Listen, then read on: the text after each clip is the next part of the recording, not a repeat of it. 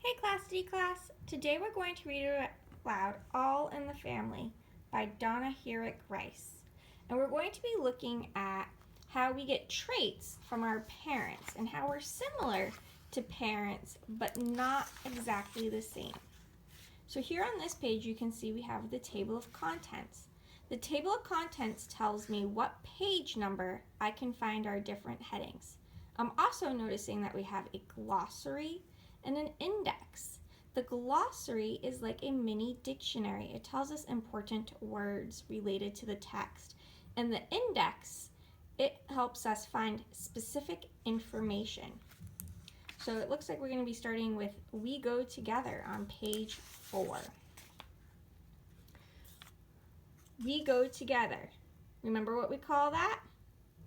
Good, it's a heading. Who is the parent and who is the baby? It is easy to tell. You can just look to see that some things go together. And then this caption is describing the photograph. This is a mother bear with her cub. And again, we have a caption providing us more information about the photograph. This young plant will grow up to be a large tree. Living things that go together belong to the same species. I'm noticing this is in bold print, which lets me know I can probably find it in the glossary. And then we call this a pronunciation key. It lets me know how to say this word if I was not familiar with it. Species. They are a lot like other members of the species. They look, sound, move, and act in similar ways. Close, but not exact. Members of a species are not exactly alike, but they are very close. These flowers are all roses, but they do not look exactly the same. So this nonfiction text feature is a fact box. It's giving us more information, whereas this one is a caption because it's telling us about the photograph of these roses. These are all orangutans. Remember what we call this? Great, a pronunciation key.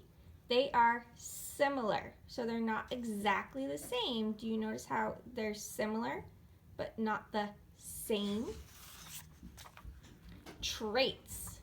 Members of the same species have common traits. A trait shows what something is by how it looks or acts. Each living thing gets its traits from its parents. Human parents pass their traits to their kids. Animals and plants pass their traits too. So I'm going to read this caption down here telling us about this photograph. Palm trees have traits to help them grow in the sand. Birds of a feather. These birds have white feathers. Their parents have white feathers too, so that is a physical trait. It's how they look. Our bodies know what traits we have. We are born with our traits. Animals and plants are also born with their traits. This scientist studies traits. So again, the caption is explaining the photograph. This pup will hunt just like its mother does. That is a trait. So hunting is also a trait that can be inherited, passed down from a parent to an offspring. So it isn't just how you might look, it might be how you behave as well. For example, think about the traits in two frogs of the same species. They are similar. One frog might have a trait to be greener. One frog might have a trait to be smaller. But the frogs are mainly the same. These frogs have different traits. So this one is smaller and greener than this one, but otherwise they look very similar. Frog species. So this is a fact box. There are about 5,000 frog species in the world. So they all kind of have a similar shape to their body and similar features, but their colors are different, their sizes are different, how they behave in the world might be slightly different. Traits tell how a thing looks. They make a plant grow flowers. They make a dog have spots. Or they make a person have curly hair. This plant grows flowers because of its traits. This dog has traits for spots. This boy has traits for curly hair. So think about some of those traits that you have that we talked about yesterday. Traits also tell how a thing acts. Traits make a flower open in the sun. They make a puppy want to run and play. And they make a person want to learn about the world. So this boy's traits make him want to learn. This puppy plays because of its traits. And this flower opens because of its traits. So again, captions telling us more about the photograph. Oh, we have a new heading. This word is unique. Each member of a species is alike, but it is also unique. It is not the same as anything else. That is true for you. It is true for all living things. Each thing is a lot like its parents, but it is the only thing exactly like itself. Each living thing is unique. So we can be very, very similar to something, but we are also all unique. We're all different.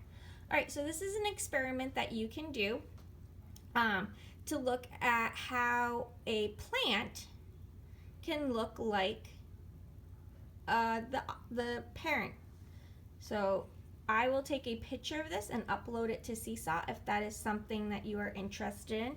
You do need a lima bean and some potting things, but maybe you have those around the house. So here we have our glossary, and what does a glossary do for us again? Exactly, it's a mini dictionary. So it tells us the 4 important words that we saw in bold in this book. Similar, species, traits, unique. And it tells us what they mean. So if I didn't know what a species was, I could come here and it says a group of related plants or animals that look like each other and have similar traits. So all the frogs belong to a certain species. All snakes are a certain species. Humans are a species. We all have similar traits, but we're all also unique. And then my index. So remember, an index tells us specific information. So if I was just wanting to learn about orangutans, I go to orangutans and I find those on page 7. Okay, your turn. Plant traits. So this is an activity for you to do. All living things have traits. Look at some plants around you. In what ways are they like other plants? In what ways are they unique? Draw the different plant traits that you see. So I know some of you have planted a garden. You should head on out and see what are the traits of your plants.